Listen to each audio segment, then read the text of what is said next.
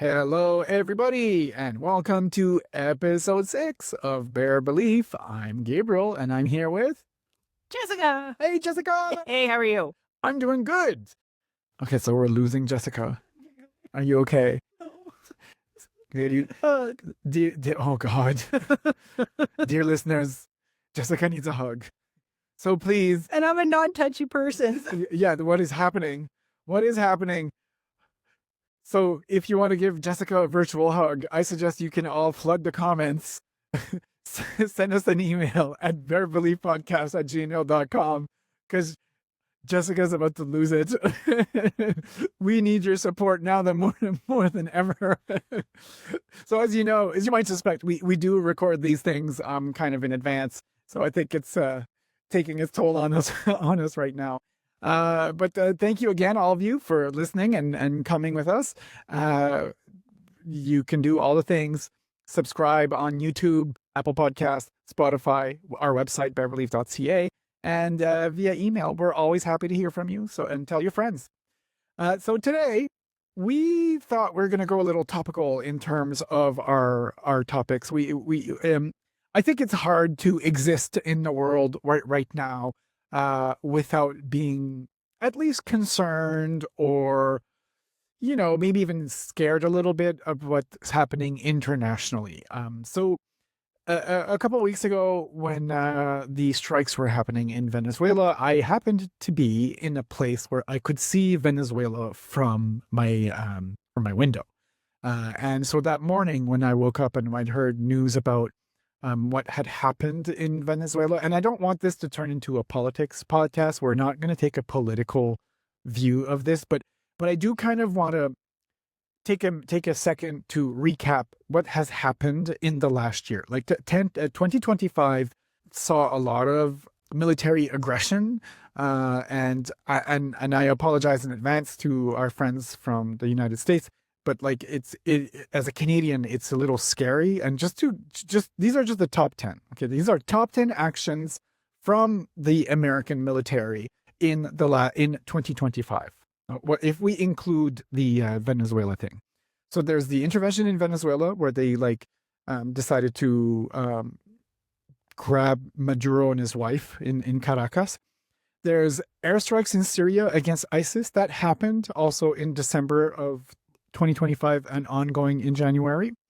There was an air campaign against the Houthi rebels in Yemen. That was in March until May of 2025. Then there was strikes on Iranian nuclear facilities in June of 2025. There's also what they called counter narcotics operations in the Caribbean and Eastern Pacific, which, by the way, were denied by other intelligent forces. So there's debate as to whether that was actually counter narcotics. There's also the support for Israel in Gaza, which has been going on for a few years, but still going on now. Military presence and operations in Somalia. I feel like this is something that we don't really hear about, but it's still going on right now. There were airstrikes in Nigeria just around Christmas of 2025. This is just recent. There's ongoing operations in Iraq. Troops remain in Iraq right now to advise and train against the supposedly ongoing ISIL insurgency. And there's also other military buildups and threats against Iran. So there's a lot, is the point that I'm trying to make. And I feel like the world feels crazy right now. I feel like it feels dangerous in a way that in my lifetime, I feel like I remember in the 80s, we kind of had the nuclear scare and like we were all taught to like duck and cover and like the Soviets were evil and like all of the communists and all this stuff. Like these are like early memories from that time. I remember Desert Storm. Yeah. And Desert Storm. I remember going out with students and protesting, and even though we weren't sort of directly, like we sent peace officers and whatnot. But yeah, that was my sort of first awareness of. But this right now feels different to me. This, I feel like, and as Canadians, I think we feel especially threatened right now by what's happening in the US. The rhetoric around making us a 51st state. Lately, it's been kind of shown that the Trump administration is interested in resources in Greenland. There's people in Europe and NATO who are kind of freaking out over how international treaties are no longer being respected, international laws not being respected. So I guess the point I want to get to out of all of this is like, how do we deal with this from a spiritual perspective?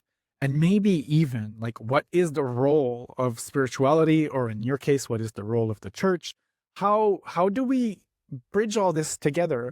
And how do we maintain our sanity in this? Because if I think about this stuff too long, I can't. I literally can't. When I was on vacation, and my friend who was with me when this whole Venezuela thing was happening kept on scrolling on her phone and like listing out all of these things that were happening, these like serious war things and violence, and I had to stop her. I was like, you know what? Unfortunately, I understand this is happening. This is terrible, but I'm on vacation right now, and I don't want to ruin my day. Or like, this might be selfish. Like, I understand it's important, it's what's happening in the world, but oh my God, like, how many vacations do you get in a year? Like, I don't want Trump to ruin my vacation. Yeah, well, there's an issue of mental wellness and how much we take in. But then I think we do this because it's the only kind of form of control we have. Like, I am not in any sort of political leadership. So I can't call somebody. I can't in a higher level, right?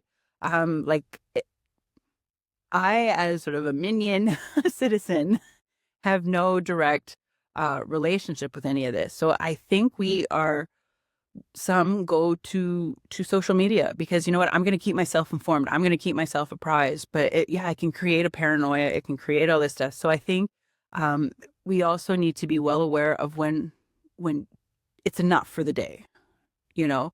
If you're reading like 4, 5, 6 articles on the same issue, yes, there's difference between getting perspective and then sort of an obsession. Each week in services, we pray for leadership, and not just our own, but for the country, for the nation, for nations, for all the, you know, as well as for all the conflicts out there. And we pray for peace. And that's the first thing we can do, right? If anything else, we can sort of pray. And is it a simple manifestation, or we just hear God's prayers, or God hears our prayers? That is what our faith teaches us, right? That when we pray, God will listen. And then after that, it's sort of a spectrum. When you asked to talk about this, I know this isn't sort of my wheelhouse of ministry. So I started looking around, and I can only speak from the church's perspective, is that there's a lot of grassroots initiatives happening. So I know it'd be really nice to see the one representative or some representative of the Christian faith or spiritual groups that say, no, Mr. Trump, this is unacceptable, or this and that. And we do have representatives doing that. But there are some, right? I have seen a few, like I think there was a guy in Chicago that one of the bishops in Chicago that spoke out quite loudly. They do it's kind of starting. I know the Pope was also not super impressed with what's happening, right? And he's from Chicago as well, just out of a happenstance there. Right. So now check this out. When I did some research, like the first one to sort of not protest, but to speak out. Thank you. Against the Trump was Bishop Marianne Buddy at the inaugurational prayer service. Yes, that was a while ago too. Well, that's a year ago. And she got a firestorm. Like, people were not happy with what there was. People. Like, she was right, by the way, but right. So she was kind of the first. You were speaking about the Pope. Well, according to my sources, that he has clergy escorting people to these ICE hearings. Churches are feeding immigrants in these situations and supporting them on that way. And he's actually replacing clergy, the more conservative clergy. Yeah, and actually one of them was in the Diocese of Florida, so which includes Mar-a-Lago. And it's now the bishop, I'm sorry, I don't know his name, is a South American immigrant bishop, Oh, wow. right?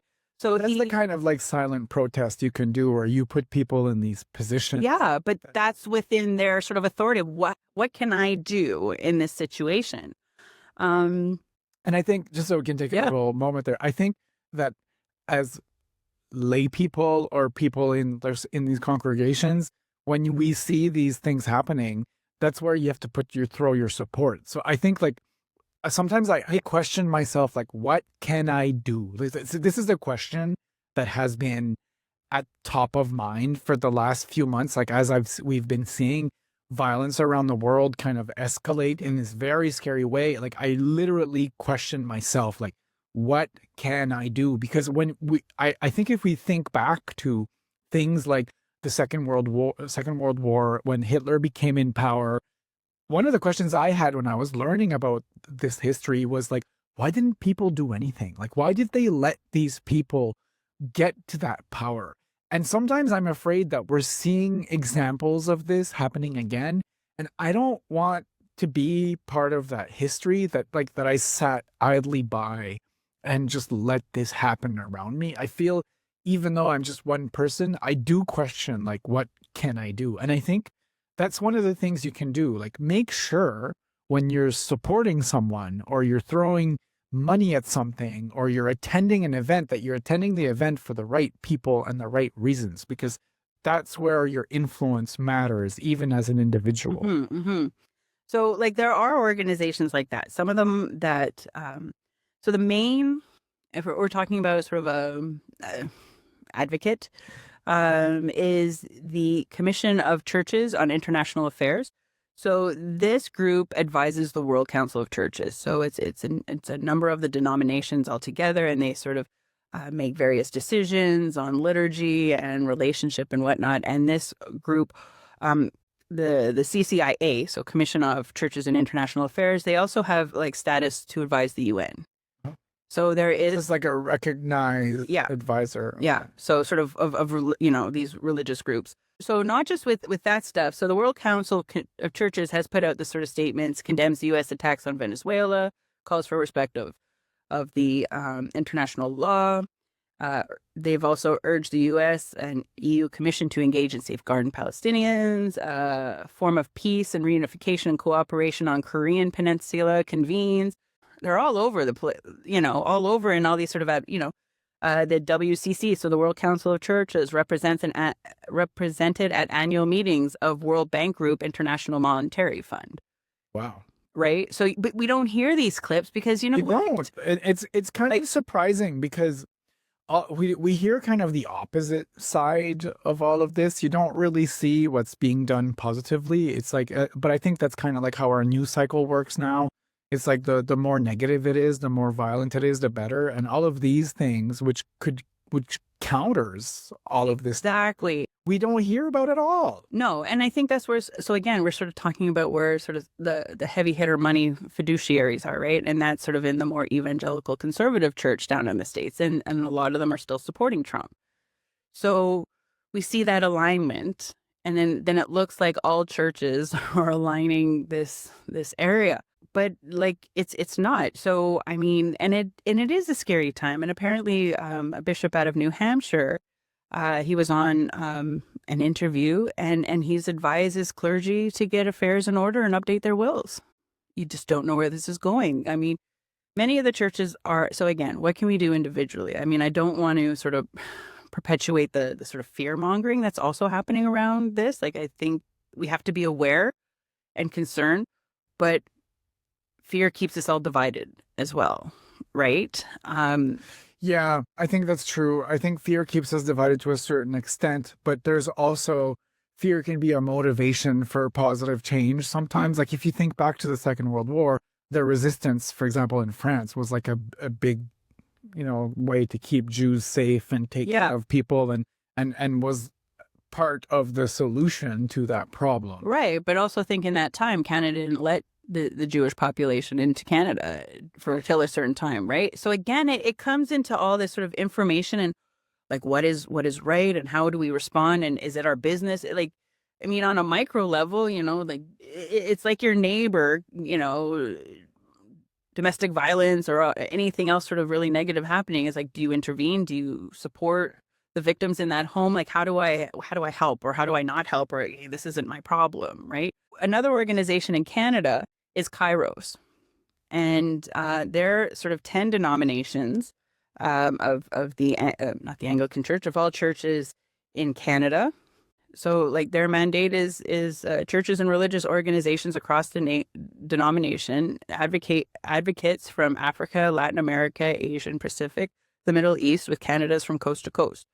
They support the indigenous community, young activists, women's human rights, and they fight for ecological issues. So, I mean, it's finding these groups. And again, do your research, because we're not sure some of the background of some of all these sort of smaller grassroots organizations. And I think that's where part of what I was saying earlier is like, what can I do? Well, that's one of the things I can do is I can look into these different organizations, and I can either throw my money behind them or participate or volunteer or send a letter. I mean, I know that I know it can sound cheesy, but like, write your representatives. Yeah. Write your MPs, if you're in the US, write your senators, write your district representatives, write your governors, like in Canada, write your PMs, write your premiers, write your MLAs, your MPs, like your MNAs, like whatever, where you are, your mayor, it doesn't matter. Make your voice heard, because I have sources who are quite close to the Canadian government at the federal level. I have an uncle who was a minister of in the New Brunswick government, and I know that these things matters. We think they don't matter, but they do. They look at the volume of emails they get or letters, and because that's the only way they have of testing what their constituency is thinking. So I will continue to email my ministers and MPs because, I mean, it's the only voice I have. And in the end, in 20 years or 30 years or whatever, like if I'm on my deathbed and I'm looking back, like, I don't want to have that guilt on my conscience that I saw the world exploding around me and I just sat around in my house going, whatever, who cares? It's not me. It doesn't concern me. It does concern me in a certain way. That's a place of privilege too. Right? It is a place of privilege. Absolutely. Like when I think about it, like when they were attacking in Caracas, I'm literally can see Venezuela from the room I was in the Caribbean, and I'm just like thinking like how terrible it is. But like I'm literally sitting there drinking cocktails, looking out the window, going, pish posh, how terrible! Like, it's horrible. It's the world is so unfair. And at the end, I don't know. Like, I just don't want to be that kind of person. I really don't. Right. So you're reminding me of a poet. Please help me with this name. Pastor Niemöller. That sounds German. I'm not certain, but I remember hearing this poem a number of times. Let me check. Martin Niemöller, yeah. And he is Friedrich Gustav Emil Martin Niemöller was a German theologian. Yeah, that's Niemöller. Yeah. So those the years and years of studying German finally paid off. Thank you. So I mean, his lifespan was from January 1892 to March of 1984. So, Pastor Martin has sort of seen a lot in his lifetime. So he wrote this poem called "First They Came for the Jew." Oh, I remember this. Right, it's very famous poem. Right. So first they came for the Jews, and I did not speak because I was not a Jew. Then they came for the communists, and I did not speak out because I was not communist. Then they came for the trade unionists, and I did not speak out because I was not a trade unionist. Then they came for me, and there was no one left to speak out for me. But what a great sentiment. And I think that's this expresses very succinctly what I'm feeling. Like, because I know, like, okay, fine, I'm not Venezuelan or I'm not in Greenland, but I really feel like at some point, like, they will come for me. Like it's just a question of time. It's just a matter of time. I'm in certain ways I'm marginalized, in certain ways I'm privileged, and I can't let that privilege blind me to the fact that like this is happening all Yeah. around me. So yeah, we have the privilege of just turning it off and taking our mental space from it. Absolutely. But again, I think that's what I was sort of alluding to at the beginning of finding the balance, keeping myself informed in a way where I feel I am attuned to what's happening. I maybe it's researching more in a positive, like where can I go to support? What can I do? Is it a letter campaign? Is it a this? Is it that? Finding those resources where you feel like you're contributing, versus just staying in the doom scrolling, right? Because that's not helping anybody. That's not helping you. That's just. I've stopped doom scrolling. I will not. I just refuse now. It's interesting because the algorithm is really good at figuring this stuff out. I'm not getting it anymore. It's completely gone from my algorithm. And Sumari and I, it was my friend Sumari was on the vacation with me last week, and we kind of she was keeping me like on this constant stream of the stuff she was seeing on Facebook, and I was like, girl, I am not seeing any of that. Like my I get I get heated rivalry and like and then, Oh, we know what you do in your free time. and that's all the ads I'm getting on Facebook. Meanwhile, she's getting like Trump this, Trump that, and Venezuela this, and like, so you can kind of shield yourself from it, but Or use the algorithm, right? So use the algorithm. right, where's the positive stuff? Then more of the positive stuff will come up, and hey, oh, so then you feel encouraged. Oh, this group just did this. So, I mean, I'm talking from a Christian perspective, but our mutual friend Dion put me onto a story about a group of Buddhist monks walking across the states. But see, that's what I want to see. Like, that's the kind of stuff like I'd like to see, but it's hard to like bring your algorithm to that because I don't think that's very lucrative for Facebook to promote No. cool monks. Well, and you're not even allowed to share news feeds on Facebook anymore, right? Well, in Canada, we're limited. Yeah. So, but again, I think if you're sort of looking on that, the algorithm picks up other stories or different parts, right? So, I mean, it started in October, on October 26th, and it's supposedly going to mid-February. They started in Fort Worth, Texas, and going to Washington. And each stop along the way, they're promoting peace, teaching mindfulness, forgiveness, and healing. See, I can see that's the kind of stuff that I feel, that sentiment, the mindfulness, the forgiving, that I am 100% behind that. That is right, or tickles all of my atheistic, spiritual funny bones. Right. But, and then the funny thing is, I think, so I remember when first Trump, lack of a better word, regime was happening, and the immigrant or refugees or anyways that were being jailed, criminalized, and the kids and the parents were being separated into these steel cages, right? And I remember going to a protest for that, and I had some clergy colleagues join me who know how to protest, right? So one was like, we need to sing a song, we need to do this, but this younger generation don't do. I mean, I have friends who work for advocacy groups, but that same kind of like that sort of 60s like peaceful sit-ins and that type of awareness fostering versus the big street like rah rah rah, which again is still effective in its own ways as well, right? But I think that's how you bring awareness. A lot of times, of the big, massive, and that's what the media is going to follow. The media is not going to follow a nice little hey kumbaya thing. While we're recording, this weekend in the U.S., there's been thousands of protests against ICE and all of the crazy things that are going on out there. Now's the time to shine. Like, this is how I would expect religious leaders to stick out come out from their churches and say, no, these are the people that Jesus taught us that we need to protect. Mm-hmm. But I think that's where it's happening too, right? So AOC and James. And when you say AOC, you mean Alexandria Ocasio-Cortez, I think her name is. So, and James Tallarico, I believe it is.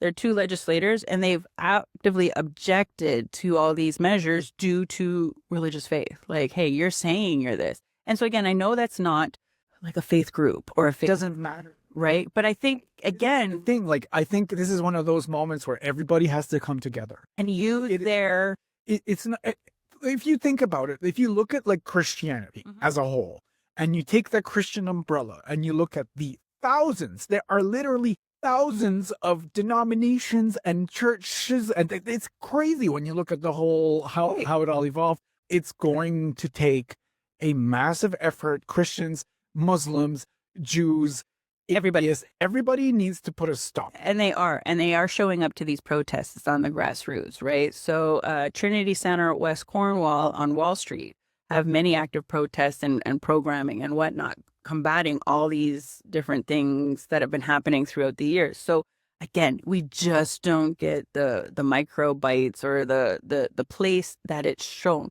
But when you are at those protests, the banners are out, the flags are there saying, no, this is unacceptable. We are this group and we are there. So I remember the protests on Wall Street for all that stuff happening back then. I believe it was about 7 of my colleagues went down to Square Victoria and with their collars on, with our banners, and went down there. So it's happening.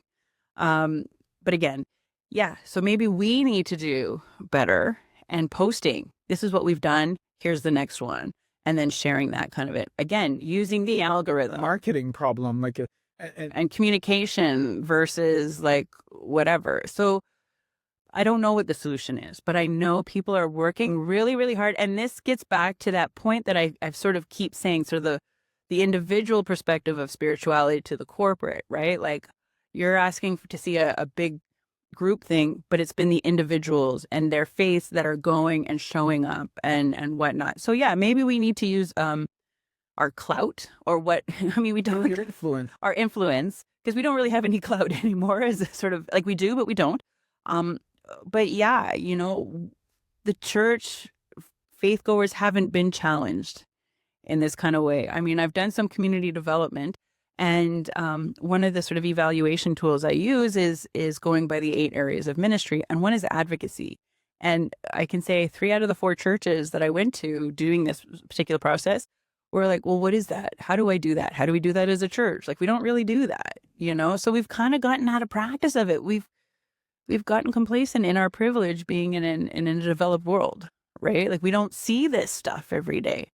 So I think we're learning also, not just faith groups, but people, like, how do we be attuned and it's not just a story bite anymore? And is this real? I think it feels a little bit like Alice in Wonderland, right? We're kind of in Wonderland. Like, is this real? Is this not? Because part of the problem is that, like, we've all grown up in, or at least we're going to say we, as in like us North Americans. Let's take a North American perspective here, and not even North American, like, because I think if we were Mexican or Guatemalan or something, we might have a different perspective. But as like United States born people or Canadian born people, I've never thought that I'd be at a point in my life where I'd be considering, like, wait a minute, like, are we going to war? Like, is this a thing that is like, can Canada actually get attacked? And this is a thing that, like, I think now there's a possibility. I think there's a likelihood is low, but it is a possibility. But it's not off the docket. And it's not on off the docket. And if you look at what's happening in Canada right now in terms of our national finances, we have never spent more money on military operations. We are ramping up like crazy. We are creating military bases in Europe for the first time since World War II. Like, there are actions being taken right now in Canada militarily that are very serious. So all that to say that, like, I think it's going to become more and more important to keep kind of our spiritual heads on our shoulders. Right. And take time to pause.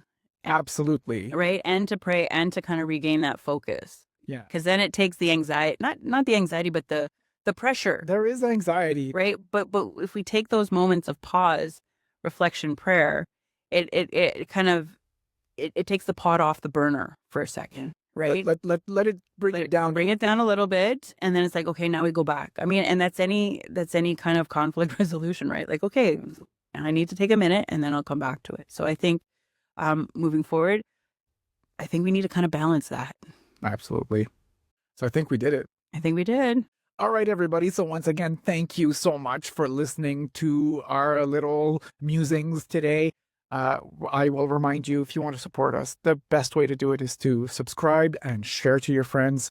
So subscribe to us on YouTube at Bear Belief, Spotify, same thing, Bear Belief, and Apple Podcasts. And if you want, you can also go on our website, bearbelief.ca, and email us with all of your questions, concerns, and even like, what do you think of this madness that's going on right now? bearbeliefpodcast@gmail.com. So thank you so much, Jessica. Thank you, Gabriel. And thank you to all you listeners. We'll see you all again in 2 weeks.